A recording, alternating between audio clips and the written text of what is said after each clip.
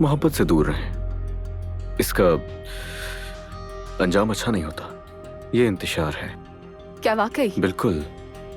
अपने आप को ऐसी बेचारगी की हालत में डालने का कोई फायदा नहीं है जिसमें अक्सर आपको अपने एहसासात पर, ख्यालात पर काबू ना हो। तो इसीलिए बस मोहब्बत से दूर रहें। इसका अंजाम अच्छा नहीं होता। नौजवानों के लिए पैगाम कुछ ज्यादा ही सच था। क्या कहते हो? अखबार वाले तुम्हें मार देंगे। अखबार, अखबार और अखबार, ये खाद की चरागाह है क्रिकेटर्स, रॉक स्टार्स और फिल्म स्टार्स के लिए है, लेकिन इंडस्ट्री के कैप्टन के लिए नहीं। क्या तुम किसी को कुछ बताना चाह रहे थे? आखिर हुआ क्या है? देखो, मैं तुम्हारी मेहनत करूं, एटलीस्ट मुझे बताओ तो सही। और तुम जानती हो कि मैं सिर्फ जिंदा इसीलिए हूं ताकि हम दोनों साथ रह सके।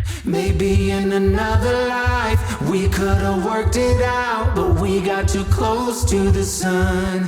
When all is said and done, ooh, ooh, ooh, ooh, ooh, ooh, ooh. When all is said and done.